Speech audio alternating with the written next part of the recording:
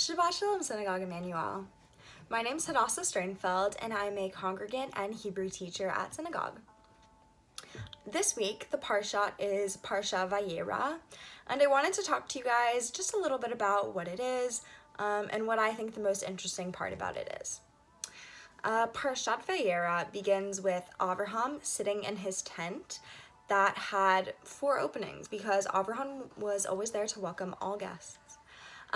And one day, 3 guests who are angels approach Avraham's tent. And his wife, Sarah, is, around the corner, but not in the tent. And these 3 angels tell Avraham and Sarah that they're going to have a baby. And Avraham and Sarah are in their 90s, and, Sarah begins to laugh, and they don't believe it. So the angels leave, and Avraham and Sarah go on with their lives.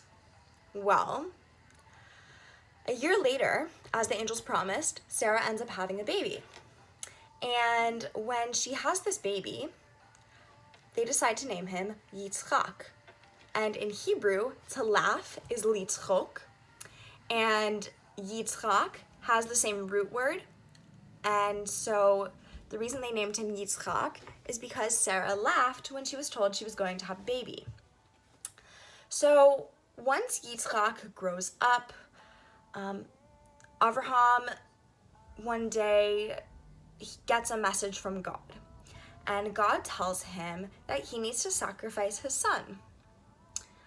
And while Avraham is confused and so upset by this, he takes Yitzchak to the place that God tells him that he needs to sacrifice him, because Avraham is so devoted to God. And right as Avraham is about to sacrifice Yitzchak, God tells him, "You're good.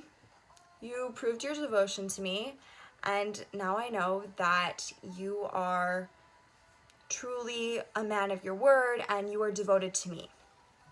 So instead of sacrificing Yitzchak, God gives Avraham a ram to sacrifice and gives Avraham a blessing for being so devoted and not sacrificing his son.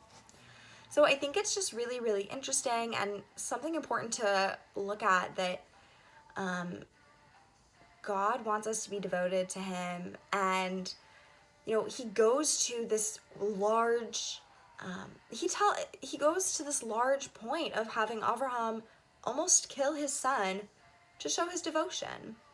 So that's one of the parts that I find interesting about this week's Parsha, and I hope you all have a wonderful Shabbat.